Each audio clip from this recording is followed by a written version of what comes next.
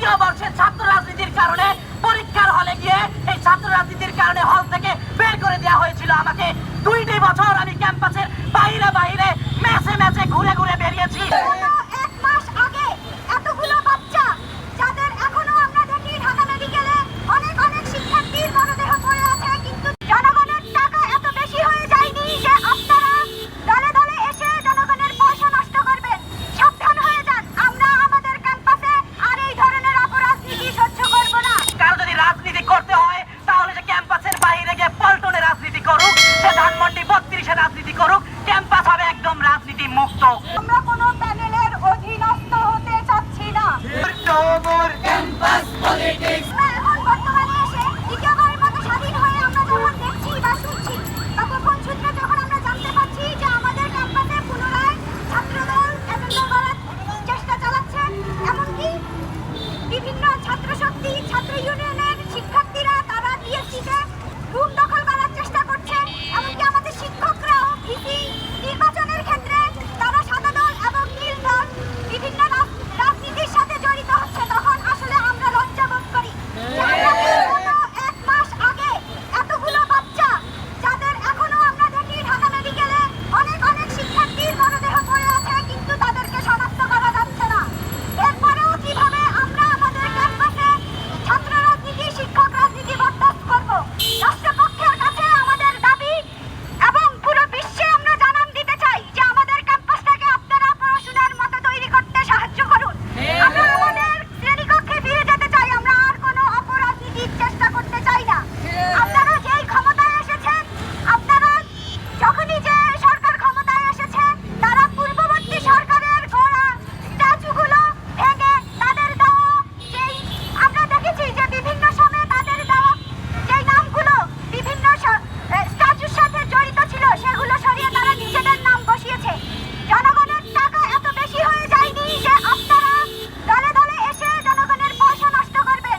সাবধান হয়ে যান, আমরা আমাদের ক্যাম্পাসে আর এই ধরনের অপরাজনীতি সহ্য করব না। আমাদের রাজনীতি চর্চার জন্য অবশ্যই ডাকসু ছিল, আছে এবং আমরা ডাকসুকে সক্রিয় অবস্থায় চাই।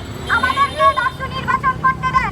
আমরা ডাকসুতেও কোনো দলীয় প্যানেল, সে ছাত্রদল ছাত্রলীগ বা ছাত্রশক্তি হোক না কেন, আমরা কোনো প্যানেলের অধীনস্থ হতে চাচ্ছি না। আমরা আমাদের ভিসি স্যারকে এমন একজন ভিসি স্যার আমরা চাচ্ছি যার পূর্ববর্তীতে কোনো দলের সাথে কোনো এজেন্ডার সাথে সম্পর্ক ছিল না। আমরা আমাদের শিক্ষা পর্যায়ে গবেষণাটা সক্রিয় করতে চাচ্ছি, যার জন্য আমরা চাচ্ছি আপনারা রাজনীতি বন্ধ করুন। আমাদেরকে আমাদের কাজটা করতে দিন, আমাদেরকে আমাদের পড়াশোনা করতে দিন। দেশ যতটুকু ডুবিয়েছেন আর না ডুবান, দয়া করুন, সাহায্য করুন।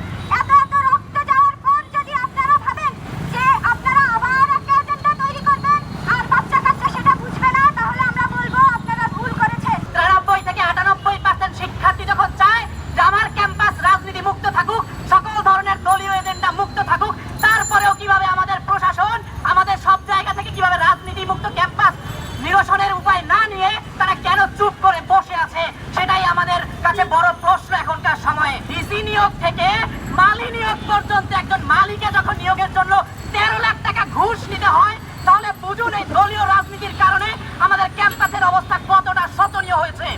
তাই আমরা জানিয়ে দিতে চাই, আমরা নীল দলের কোনো ভিজিট চাই না, আমরা সাদা দলের কোনো ভিজিট চাই না, আমাদের ক্যাম্পাসের ভিজিট কোনো কালার থাকতে পারে না। ভিসি আমরা চাই না। আমরা গবেষণা ধর্মী শিক্ষার্থী বান্ধব, যে আমাদের ক্যাম্পাসকে নিয়ে ভাববে, যে আমার প্রথম বর্ষে সিট নিশ্চিত করবে। আমি দ্বিতীয় বর্ষের ছাত্র রাজনীতির কারণে পরীক্ষার হলে গিয়ে এই ছাত্র রাজনীতির কারণে হল থেকে বের করে দেওয়া হয়েছিল আমাকে।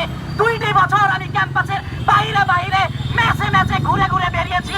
তখন আমার এই ছাত্র রাজনীতির বিপরীতে সবার সোচ্চার হওয়া উচিত। এই আন্দোলনের মাধ্যমে এখনো যদি আমরা ছাত্র রাজনীতি নিষিদ্ধ না করি, আমি চাই না আমার কোনো ছোট ভাই, আমার কোনো ছোট বোন ওই প্রত্যন্ত অঞ্চল থেকে এসে সে গণরুমে দিন কাটাক, সে ক্যাম্পাসের বাইরে বাইরে ম্যাচে ম্যাচে সিট খুঁজে বেড়াক এবং তার লেখাপড়ার পরিবেশ নষ্ট হোক। ঢাকা বিশ্ববিদ্যালয় থেকে বাংলাদেশের জন্ম হয়েছে, আমরা রাজনীতি বিমুখ না। কারো যদি রাজনীতি করতে হয় তাহলে সে ক্যাম্পাসের বাইরে গিয়ে পল্টনে রাজনীতি করুক, সে ধানমন্ডি 32-এ রাজনীতি করুক, ক্যাম্পাস হবে একদম রাজনীতি মুক্ত। দলীয় দলের রাজনৈতিক এজেন্ডা বাস্তবায়ন আমরা করতে দিতে পারি না।